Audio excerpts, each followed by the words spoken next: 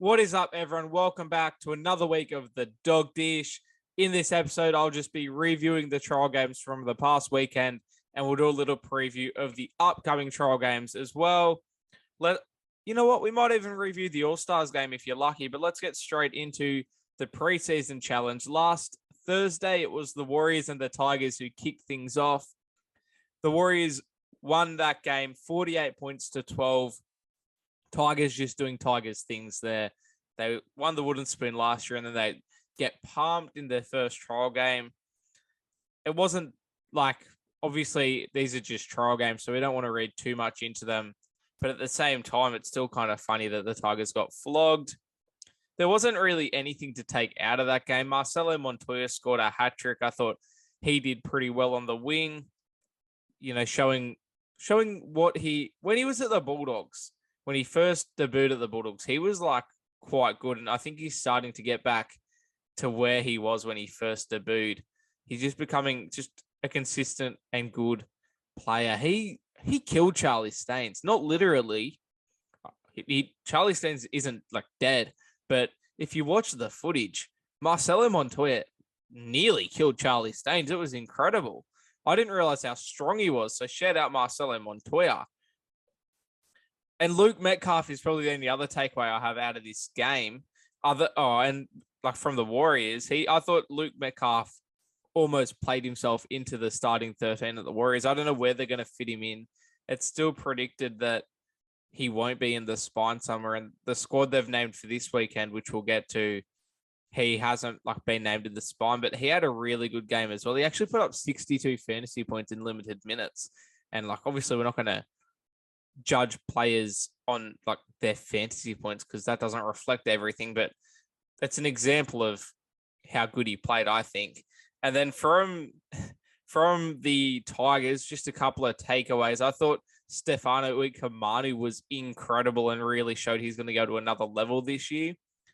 I thought he was really, really good, especially in a Tigers side that got flogged. He did well. And then Tommy Talau is a stand-up for me, but for the opposite reason, in that he probably played himself out of a spot in this Tigers side. He had a really bad game, especially defensively. Some of his reads were a bit off, and you could tell that he hadn't played first-grade footy in quite a while.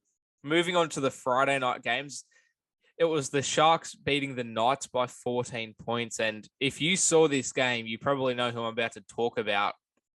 Daniel Atkinson. I don't know where this bloke came from, but wowee, he is a footballer. He actually signed with the Sharks 2 weeks before this game. So he'd been training with the Sharks for 2 weeks. I'm not sure how old he is. Let's have a look. He's 1 year older than me. So he's 20, 22. And he was part of the Storm system, up at the South Coast Falcons. And he found his way to the Sharks. I assume they signed him with the Lockie Miller debacle saga sort of thing happening with Lockie Miller going to the Knights. I assume the Sharks have sort of brought Daniel Atkinson in as a replacement for Miller, just as a third string fullback. But mate, he could actually compete for a starting spot sometime this season, stealing Will Kennedy's spot. He was so good. Just really, really good. I thought Kale Iro was really good as well. I did a reaction video on him and touched on him last week. I thought he did really, really well at centre. And once again, he could push for a spot somewhere in the Sharks side. Maybe Talakai gets moved into the forwards or something. I really do think he could push for a spot. Even Wade Graham at 5'8" was impressive. The old boy still got it. We didn't see a whole heap of Max Bradbury, which obviously I was keen to see. But yeah, the Sharks did well. For the Knights, not really anything to take out of it. Their forward pack was a bit weak. I thought the Saifidi brothers would do better than they did, but it's just a trial. There wasn't that much to take out of it from the Knights. They didn't have Ponga playing. They didn't have Lockie Miller playing, so I'm not too stressed about anything from the Knights. It was just sort of meh. The other Friday night game was Manly Seagulls, with Manly getting a 2-point win. This game was actually really, really good. It was one of the best games of the weekend, even including the All-Stars. I really, really liked this game. South shot out to, it was an 18-4 lead or something, and then Manly brought it back to 20-18, and then it was sort of tit for tat to end the game. Obviously, that's South's 5'8". I'm not 100% sure how to pronounce his name, but Dion Teapu or Tepa. I'm definitely pronounced that wrong, so apologies. Hopefully, South's release a video sometime in the week about pronunciation of the names. I did touch on it last week on the podcast, and then since then, the Raiders and the Cowboys have released videos of how to pronounce players' names. So I'm really hoping all the clubs follow suit, and I have a feeling they will. So he had a really good game. Big Cody Walker vibes. You could sort of tell that he'd gone off the field when he did go off because he played quite well. From Manly, Cooper Johns had his best ever game, like in first grade. I know it's technically not first grade, it's just a trial, but like he played better in this game than he ever did for the Storm when he was playing first grade. He had some really good try assists and just some really good moments. Gordon Chen Kum Tong, a hooker, he's been named again at hooker this weekend, and he had pretty good game. He's probably underrated and flying under a lot of radar in terms of, young talents bursting onto the scene. You don't hear much about him, but he's actually a pretty decent player. That's sort of all I took out of that game. Nothing crazy. Now, the two Saturday games, I didn't get to see the Panthers. I didn't get to see any of these games actually live, but I have watched the highlights and minis. So, bear with me. I can't give massive insight into these. In fact, I probably can't give massive insight into any game because I'm not an ex-football player or anything, but the Panthers did beat the Eels in Penrith. I thought from what I saw, Jack Cogger did well at halfback, and he's got a bench spot now for the World Club Challenge this weekend. Obviously, Taruva was sort of quiet, but it's Taruva. We know he's good. Tom Jenkins was quite good. Luke Summerton at hooker, who I hadn't really heard much of, he did quite well at hooker, so I'm keen to see where he goes this year, really, if he's going to push for a bench spot or, in the 18 or 19 man spots. I think he can definitely sneak into the first grade side at some stage this year. And then Maverick Geyer off the bench, he had a sick flick pass try assist, which was pretty cool. You can see it in the highlights. Obviously, he's probably going to be like his dad and be a pretty good football player. From the Eels, someone that really impressed me that I sort of mentioned on the podcast last week was Zach Sini, who was a cult hero at the Tigers and then just disappeared. And now the Eels have picked him up. And I did say last week that he was someone I wanted to watch. And I thought he did quite well, to be honest. So shout out to Zach Sini. He scored 2 tries. Isaac Lumi scored the other try, who I also wanted to keep an eye on. He didn't have as good of a game, but did get a meat pie. Zach Sini, shout out to him. I thought Jacob Arthur probably should have done better considering his experience in first grade. But the big question mark over the Eels heading into 2023 was Josh Hodgson. Losing Reed Marnie and signing Josh Hodgson, does he still have it? He once went toe-to-toe with Cameron Smith. He's had lots of injuries. Can he replicate the form he once had? And obviously, it's just a trial game. You can't judge everything off this trial game. But based off this trial game, it's not very promising for the Eels in terms of Josh Hodgson. He didn't have a great game. In fact, his first try assist was an intercept pass. And just overall, he obviously didn't play big minutes. It's only a trial game, but he had one run out of dummy half. And from memory, I thought obviously he's not a running dummy half as much as, your Brandon Smiths and your Harry Grant, but I thought usually he'd get out of dummy half when doable. And maybe that's a reflection on the forwards not getting quick play the balls or the halves not organising enough to get in good spots for a dummy half dart. But I thought Josh Hodgson definitely should have been better. And I think there has to be some question marks and concerns around him. But even Mitch Ryan off the bench didn't do that good either. So definitely some slight concerns for Parramatta. As I've said, it's just a trial game.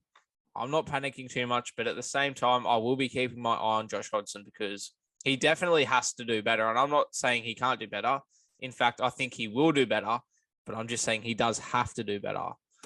From the Dragons St. Helens game, St. Helens obviously got the chocolates over the Dragons, which I think I didn't mind seeing that, to be honest. I didn't mind seeing them come in, and I think it shows, once again, like the Dragons weren't full strength, but I think it does show St. Helens and the Super League, maybe even in general, are better than what we sort of say they are or think they are. So shout out to St. Helens for coming in and actually getting a dub. And I don't think they'll beat Panthers, but we'll get to that. The Dragons, nothing really to take out of it.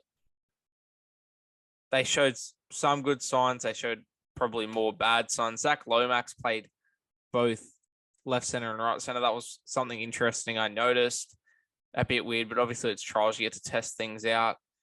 But yeah, nothing crazy. Ben Murdoch-Masila had a pretty decent game, but otherwise, not anything crazy to take out of that. In fact, if anything, probably a bit disappointed in the Dragons. As I said, like St. Helens, I think they're definitely better than we make them out to be, but at the same time, probably disappointing the Dragons didn't come close. In fact, I think the scoreboard makes it look closer than it actually was. I saw the second half live, and then obviously like watching minis and stuff, it seemed like St. Helens dominated that game.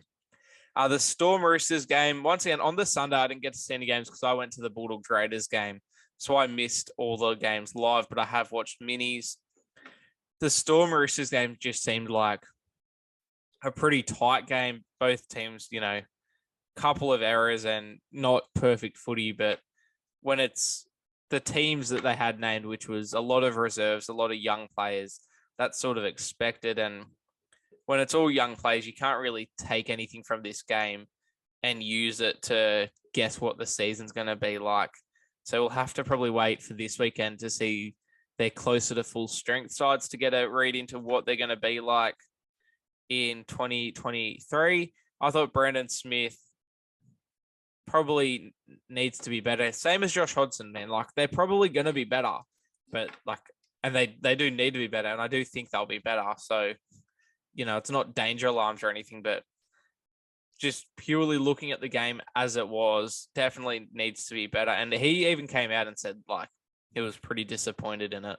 So I think he'll be better. And same as Josh Hodgson. As I said, I do think they'll be better, but they do need to be better as well. And I think they will be. But moving on to the Bulldogs Raiders game now, there's a lot I can talk about here, especially focusing on the first 20 to 30, even 40 minutes when the Bulldogs had their full strength side out. Now, obviously the Raiders you could almost say they weren't even close to full strength. They only had a couple of first graders in their team, and that includes Xavier Savage, who broke his jaw in the game. So you'd expect the Bulldogs to absolutely pump the Raiders in this game. In fact, if they didn't pump the Raiders, you'd probably be very, very concerned. Luckily, they did pump the Raiders, and I thought, even though they're against a weak side, just everything they could do or needed to show like improvements and stuff, they did. Even like in a trial game environment, there's a certain expectation you hold them to, like improvement wise with new players and a new coach, and especially against a like not as good Raiders team, you definitely expect them to perform to a certain level. And in my opinion, they exceeded that level because the Bulldogs weren't full strength either. Let's not pretend they were completely full strength.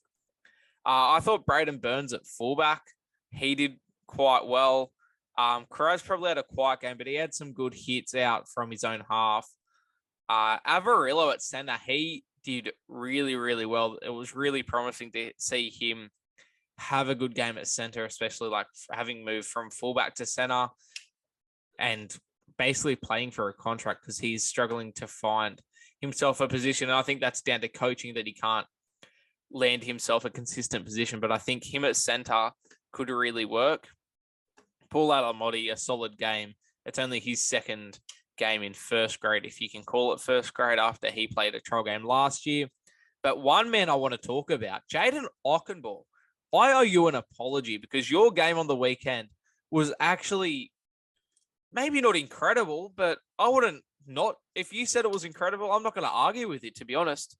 Jayden Okunbor had a really, really good game.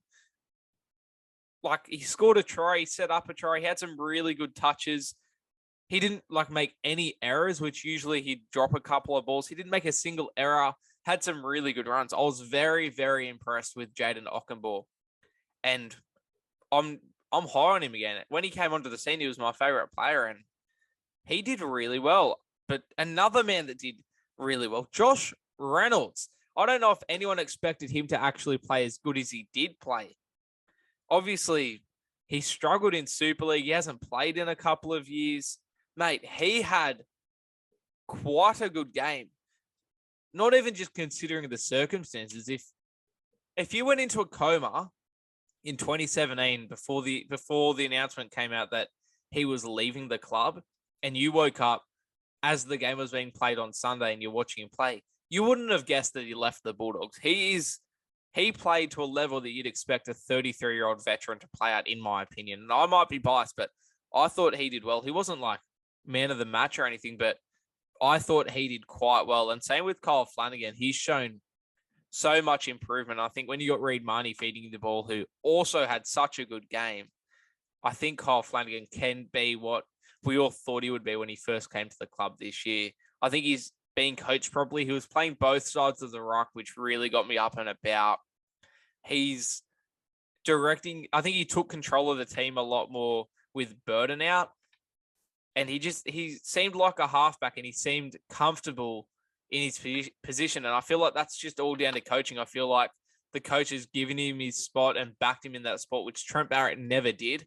And I think having someone back you and having stability and comfort is just so important. And that's what he's got at the moment. And I'm glad we haven't signed Mitch Moses yet, because I honestly think that Kyle Flanagan can be a premiership winning halfback. I don't think he can carry a team to a premiership like Nathan Cleary, but I think with pieces around him, like Crichton, like Burden, like Marnie, I do think he can win. I think we can win a premiership with Kyle Flanagan as our halfback. I really do.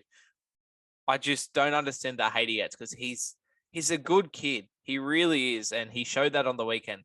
He showed what he can do, and I really hope he has a good year. I think almost the most exciting person out of this entire trial game, though, was Preston Mania. Jacob Preston, hashtag Preston Mania. He has now turned everyone's head.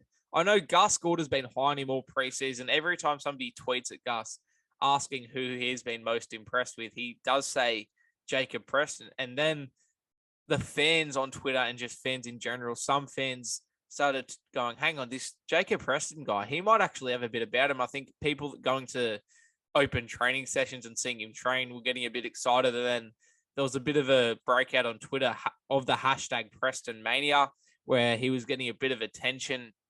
And now he played this game, and I think he's got everyone's attention now. I know the commentators were frothing him, and just he's turned so many heads, and everyone's taken notice of Jacob Preston, and they're going, hang on, the Bulldogs have got a kitty. They've got a new Josh Jackson. It's Josh Jackson reincarnated. So shout out to Jacob Preston, hashtag Preston Mania. He had a good game. He even got a meat pie in his first game against men. Like, he's from the Bears. He hasn't played first grade before. He's only young. He's only 20, 21 years old. He's just come out of Jersey Flegg. He's something special. I'm high on Preston Mania. Ryan Sutton, he had a good game against his old club, scored a try. And then even the young guns, to be honest, the young guns, I thought, like, in the second half, I don't know if young guns is a good term, but the young fellas, the players that played in the second half, your Haywards, your Rajabs, I thought they would have done better than they did. They did all right. They didn't do much wrong. I thought Davey would have had a better game, to be honest. Like, he's definitely had better games at Manly than he did on the weekend. But I'm not saying they were bad. In fact, I can pick out a couple of names that did impress me, but at the same time, I did expect them to be just a little bit better than they were. Like Rajab and Hayward, for example, I thought they would have been better than they were. And I'm not saying they were bad. I just thought they would have been better. Harry Edwards impressed me. Obviously, he's played first grade. I thought he had a pretty good game. And Blake Wilson and Gerald Skelton on the right edge, center and wing pairing, I thought they did really well. So shout out to the Bulldogs, man. We got the job done. We got the chocolates. And now it's time to pump the Sharks this weekend. But before we get into previewing this weekend, we got 2 more games to review. The 2 Queensland draws. Now, as I said, I didn't watch these games live. The Cowboys-Dolphins game, not much to take out of that. Obviously, probably the only thing to take out of it is the Dolphins, because the Cowboys, you know what they're like in terms of their first grade side. They showed what they can do in 2022, and you'd assume they'll be up there again in 2023. And their trial game, this particular trial game, it wasn't close to their best squad, so not much to look at there. But the Dolphins, I thought Jack Bostock on the wing, he had quite a good game. And I'd like to touch on Isaiah Katoa, who, man, he was a mixed bag. He had some really good moments and he had some really bad moments. And I feel like everyone is hyping him up and everyone's saying how good he is. I'm pretty sure I got on here last week and said that I think he's going to be a flop. Look, I'm going to put it that way. I want to go on the record and say I think Isaiah Katoa is going to be a flop. There's some people that have watched him through juniors and have seen what he can do. And I'm not doubting that he can do some good things. He definitely can. And so the few people that are seeing that and then sharing that information, everyone else is buying into the hype and just assuming because they hear he's good, they say he's good. But if you watch him, I don't think he's actually that good. I don't think he's first grade ready at all. And I think some of the good things he does can be predictable. If you watch my reaction video to the Dolphins, you'll sort of see what I mean. And I'm not trying to knock the kid or anything, but I just don't think he's first grade ready. I think he's got to develop a couple more years. And I don't doubt that Wayne Bennett is definitely capable of getting him to first grade material. But as it stands right now, I'm not buying the hype yet from what I've seen of him. I think he's overrated, to be honest. But moving on to the Broncos-Titans game, Reece Walsh had a really good game, but then he got injured and now he's probably going to miss the start of the season. Other than that, not a whole heap to take out of this game. It was interesting to see Tanner Boyd at halfback. It looks like he's going to be starting halfback for 2023, but we'll get into that right now. Let's review the second week.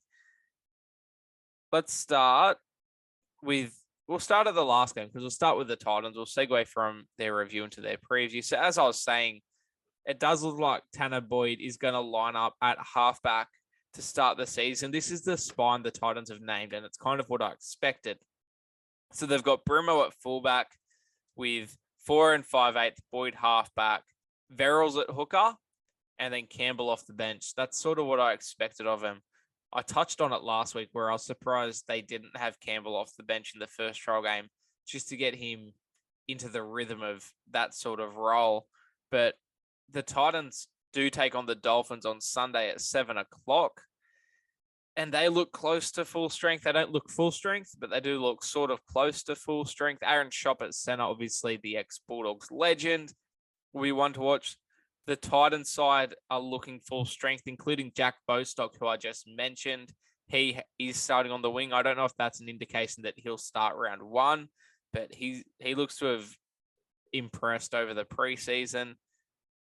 Like it's definitely a full strength side. So I'd assume, unless there's an injury, I'd assume Jack Bostock starts on the wing, which is interesting because it sort of implies that Ewan Aitken has been snubbed out of this side. I think he was expected to go and line up at center.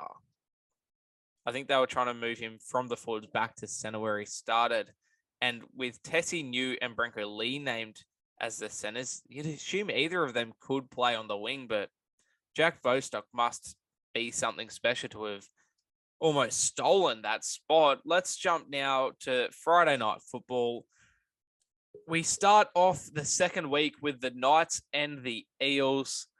You can expect in the second week of trials that teams will name close to their full strength sides, but they probably won't play the 80 minutes unless, you're trying to gel players or you're trying to get a good insight. Maybe they'll play, 60 minutes, probably more minutes than the first week, unless you're the Eels and you're going to be in and around the 8 anyway.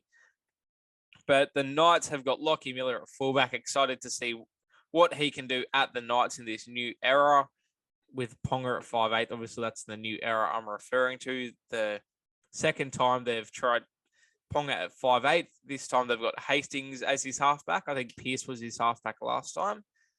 It didn't work last time. We'll see if Ponga at 5'8" works this time. The forward pack, obviously, just what you'd expect.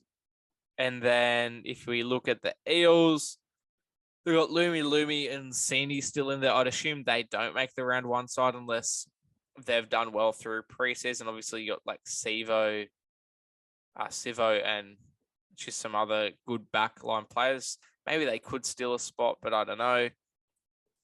Hodgson now gets a run with Brown and Moses, which I think will help him a lot because obviously he was playing with Arthur and another kid who I hadn't heard of before. So you'd expect him to have a better game now that he's got Brown and Moses as the halves. Because like he's been training all preseason with them as his halves, so it would be weird then having to play with like Arthur and the other young guy. Matt Dory's at second row. He's looking to grab a spot somewhere. And then Jemay Hopgood, fresh from the All-Stars game at lock. I'm keen to see how he goes because he had a really good game for the All-Stars, which I forgot to review, but we'll go back to that if I remember. The Roosters Manly game is the other Friday night game. Once again, both teams looking close to full strength. Keary is out. I think he's currently injured, but otherwise they look pretty much full strength. They've got Tupou and Paulo on the wings with Suoli'i and Allen as the centers. So obviously Manu will slot somewhere into that side. Maybe Allen gets pushed to the wing or he just gets dropped and Paulo gets the wing spot. And then obviously Keary will come in at 5'8" instead of Drew Hutchison. But otherwise they're looking pretty good. For Manly, they've got KO Weeks at fullback with Garrick on the wing, which I thought maybe with Tom Trbojevic out, maybe Garrick could run at fullback, but that sort of implies they're expecting Turbo to be ready for round one, and that's why you just leave Garrick on the wing because it's only a trial game. We get to see Schuster for the first time, which I find interesting. They've paired him with Cooper Johns, which I thought you'd probably give Daly Cherry Evans a run, even just for a half, just to have Schuster playing with who his halfback's going to be. So that's kind of weird to me. Gordon Chen Kum Tong is starting at hooker and Jakey Turbo is starting at prop. So they're not full strength Manly, but which I find weird, to be honest. I thought they would have gone full strength. New coach.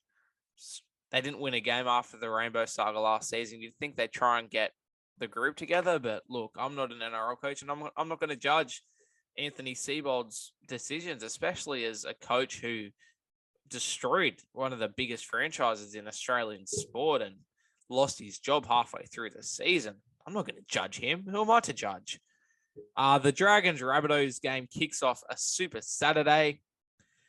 The Dragons look like they're full strength. They've gone with Moses and by at 5'8", which Jack Bird's out injured, so that sort of makes sense because it looks like they're leaning to either Sullivan or Bird at 5'8" round one, but they've gone Moses for the Charity Shield match. Sort of makes sense. There's probably nobody else to go there unless you wanted to play like a young guy, but they probably want to win the Charity Shield. Sloane's at fullback. Everything else is just sort of as you'd expect. Sorry. Ben Murdoch-Musila keeps his second row spot. Billy Burns is a look. I thought he was fair enough. That makes sense. Jaden Sullivan. Oh, there you go. So he's not even injured. He's named off the bench. So I find that interesting. I thought you would have named him in the halves with Hunt. But anyway, the South Sydney Rabbitohs, after naming it a bunch of young guys that we hadn't heard of, they've gone back to full strength. Mitchell's at fullback. Isaiah Tass is at one center and Isaac Thompson's on the wing. They'll definitely be ones to watch because they're probably trying to get themselves into the round one team. And I think they'll both come very close to getting a spot in the round one team. But like the Rabbitohs, they're just full strength, like completely full strength. Oh, maybe their bench isn't, but their 1 to 13 is definitely exactly what you'd expect it to be come round one. The Panthers play St. Helens, and once again, Panthers pretty much full strength. The only thing they're missing is Dylan Edwards at fullback. They've gone Crichton at fullback with Taruva at center, just resting Edwards, I suppose. But otherwise, it's sort of what you'd expect. Liam Martin's not here. They've got Zach Hosking at second row instead. But otherwise, and they've got two utilities on the bench with Salmon and Cogger, which I find a bit weird. But, I'd assume they just rotate in hooker. Maybe Mitch Kenny can play a bit of lock or something. But Panthers, you'd expect them to win this game by a lot, I think. They seem really, really desperate to win a World Club Challenge. So I expect them to do well. Then you got Broncos, Cowboys, the infamous rivalry. The Broncos are close to full strength. Adam Reynolds isn't playing. They've got Jock Madden at halfback instead, and with Reece Walsh getting injured, they've gone Cobbo to fullback with Jesse Arthurs taking his spot on the wing. Sorry, I yawned and now it's like I'm crying. I feel like I've been crying for 5 minutes because I yawned. Marty Tapau on the bench, keen to see how he goes again. And then the Cowboys, just completely full strength by the looks of it. Yeah. They're just literally, maybe the bench isn't, but the 1 to 13 is just what you'd expect it to be come round one. Then we got Warriors and Storm to kick off Sunday football. The Warriors pretty much full strength as well. Maybe Braden Williamy at center. I wouldn't expect him to be there round one. But their spine, which there's a lot of question marks around, they've gone Chance Nickel-Klokstad at fullback with Murray Martin and Johnson in the halves and Egan at hooker. And if I'm just looking for Metcalf, he's in the reserve. So they've gone Walker off the bench. I think Luke Metcalf has to be in this side. I'd be putting Chance into center and Metcalf at maybe 5/8 with Murray Martin at fullback, I guess. That's what I'd do. But I don't know. They just seem to like... I wonder if Chance Nickel-Klokstad has to play fullback in his contract, to be honest. That wouldn't surprise me. The Storm, they're not actually that close to full strength. They've got Meany at fullback while Pappenhausen is out injured. Remy Smith is at center, but otherwise they're not really at full strength in terms of their back five. Munster and Hughes at halves. Their forwards look close to full strength. Yeah, that looks pretty close to full strength. It's just not the back five. They do have Coates in the reserves and Iremia, so that's interesting. Why? I wonder if something's going on at Storm and Grant Anderson, Will Warbrick, and young Tonamapia. Have they stolen some spots? Because surely Xavier Coates starts. Interesting. Moving on to Tigers Raiders. After being destroyed last week, the Tigers have come out and named a sort of full-strength team. I can't stop yawning. Sorry, guys. They got Laurie at fullback, which there were rumors that Charlie Staines would get a fullback spot, but after he died last week, he's not even named in this team. So they got Dane Laurie at fullback, Nofaluma Naden. Tommy Talau somehow kept his centre spot, Mamalo on the wing. They've gone Wakeham at halfback again. I assume they're resting Brooks or he's injured. But otherwise, their forward pack is full strength. Oh, Charlie Staines is on the bench. Oh. Well, why? Is he going to not get a spot? Surely Charlie Staines gets a spot over Tommy Talau, but he's at center. Maybe Charlie Staines isn't going to get a spot come round one. Unless Tommy Talau has a really bad game again. Well, okay. Interesting. Okay. The Raiders side, they've got Rapana at fullback now. Rapana, I forget. Sorry. Hang on. Let's find out how to pronounce his name now the Raiders have it out. NRL clubs, if you're watching, this is exactly why we want you to put out a video of how to say your players' names, because when you're doing a podcast or you're doing media, you can go on and you can find out how to pronounce their name. Albert Habawadi. Atam Mariota. I hope you guys can hear Brad this. Morcos. Brad Schneider. Clay Webb. Just wait for a part. Corey Hadawida Naida. Corey Horsburgh. Danny Levi. Elliot Whitehead. Emre Gula. Ethan Strange. Harvey Smith Shields. Bear with me. Hall Hepper, Peru. Hudson Young. Jack Whiten. Jamal Fogarty. Did there a zero opener? James Schiller. Did I miss it? Garrett Croker. JJ I Clarkson. feel like I missed it. Jordan Martin. Jordan Rapana. There you go, Jordan Rapana. So it's not Rapana, it's Rapana, which I said originally, so go me. But shout out to the Raiders, man, giving us the pronunciations. Really appreciate it. They're looking full strength, the Raiders, this week. Yeah, they're full strength. They'll be good to watch. I'm keen to see how they go. They've got Snyder and Frawley both on the bench, so you'd assume they're butting it out for a 14 spot. But I am keen to see how they go because they'll be in and around the bottom of the 8, you'd imagine. The Bulldogs-Sharks game. Now, the Bulldogs are completely full strength this week. Perham's at fullback. Burton's in at 5'8". They've got Kikau in at second row, and then Tavita Pangai Jr. has come in and he will start at prop, which has pushed Luke Thompson to lock, which I find interesting. Otherwise, yeah, pretty stock standard. And then the bench, obviously it's an extended bench, so this might not reflect the actual bench, but they do have Reynolds, Sutton, Davey, Waddell. Now, I do not rate Corey Waddell at all, and based on the first trial game, I wouldn't be giving Davey a spot either, especially not ahead of Jacob Preston, not ahead of Pele, who had a good game. I forgot to talk about how good he was. And then I love Jackson Torpenay as well. But you'd assume that's not, what the bench will be come round 1. I do find it interesting that Luke Thompson's named at lock. I do trust Serrato in terms of having the sort of lock we need because he coached Isaiah at Panthers. But I would prefer Ryan Sutton start at lock and then have either Pangai, King, or Thompson come off the bench as a prop. In fact, I'd probably prefer Pangai off the bench because he can come on and just give you 20 minutes of absolute rampage as the other team's sort of getting tired. But he seems pretty adamant that he's going to be starting in the side, and he's also come out and said that he is a front rower and that Cameron Serrato sees him as a front rower, which I'm glad because I don't think he's a lock at all, and I don't think he's a back rower. To me, he's a prop, so I like that. And that's why I'm happy for him to be starting at prop because it means he's a prop. So that's a win to me. I'd just probably rather Thompson come off the bench with Sutton at lock. But I'm sure if Cameron Serrato's put Luke Thompson at lock, it means he can play lock. And then Reynolds at 14. Obviously, Manu Brown's still out, but Reynolds at 14, he's played himself into that jersey. And round 3 against the Tigers, I spoke to Josh Reynolds at the game.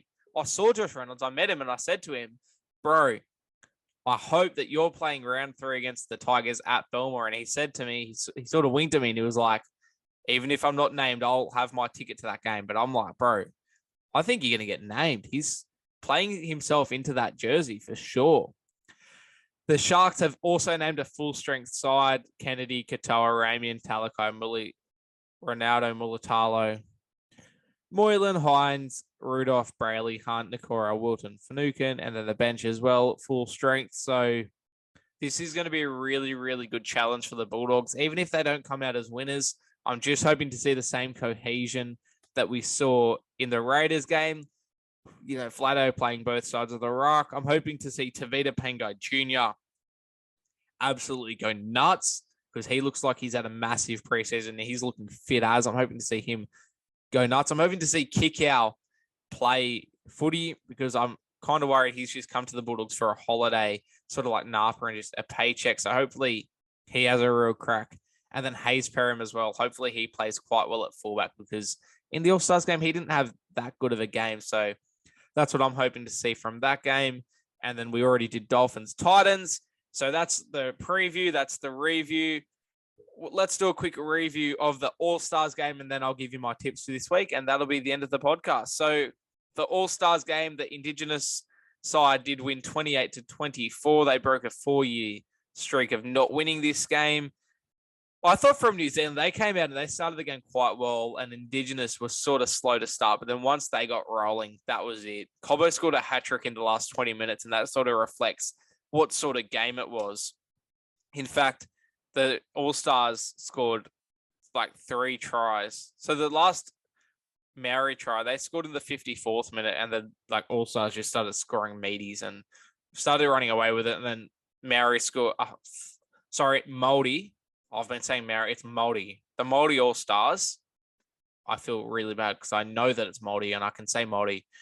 But the Māori All Stars started really good, and then they scored one at the end, which sort of made it a close game, but they just scored it too late.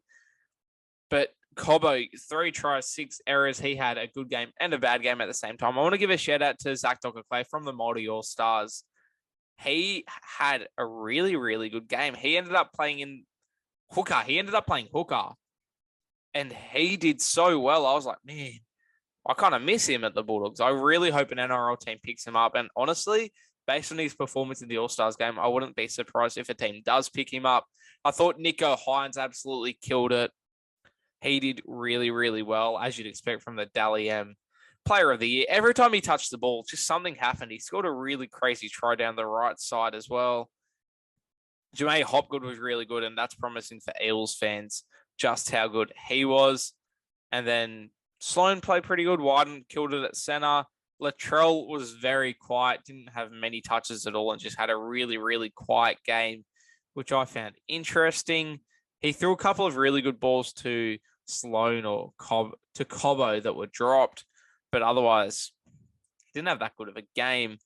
Seemed just tired, and as a Rabbitohs fan, you would have been hoping that he got his fitness to where it should be as a fullback, and it just doesn't look like he has it all. He just seems still lazy and just not as eager to get involved as he should be. And then, just as I said before, Hayes Perham didn't have a good game. Hopefully he can be better for the Bulldogs. But let's wrap it up there after I give my tips, of course. You want to know who's going to win. I think I'd have to rewind the tape, but I feel like last week I did quite well in terms of predicting who was going to win. I called Warriors, I think. Maybe I said Tigers. And then I called Sharks, called Manly, which was an upset. Called Panthers, called St. Helens, which was an upset. Called Roosters, Bulldogs. And then I think I said Dolphins and Titans would win, and they drew, so half a point for them, I guess. Knights, Eels. I'll go Eels, definitely. I think Knights are going to need some time to click. Roosters, Manly. I'm going to go Kiri's out. Manu's out. No Dally. I'm going to go Roosters. Yeah, I'll go Roosters for that one. Dragons, Rabbitohs, Charity Shield. Definitely going Rabbitohs to win and win well. I'm going to go Panthers to kill St. Helens in the club challenge, 20 plus. Cowboys, Broncos, I'm going to go Cowboys because no Walsh, no Reynolds. Storm, Warriors, I'm going to go Storm. Oh, they've got money playing. They do have money playing. I'm still going to go Storm. But I'm going Storm. And then Tigers, Raiders. This one's probably the hardest one to pick out of the entire week. I'm going to go Raiders in this one. I'll go Raiders for that. Bulldogs, Sharks. Obviously, Bulldogs 13 plus. Easily Bulldogs. And then Dolphins, Titans. Was Foran playing? Foran was playing. Yeah, he was playing. I'm going to go the Titans to beat the Dolphins. That's the Dog Dish for this week. Thanks for listening. Like and subscribe if you're on YouTube. Follow the podcast if you're on Apple or Spotify. If you're on Apple, leave a review. Give me 5 stars. Let's trot, baby.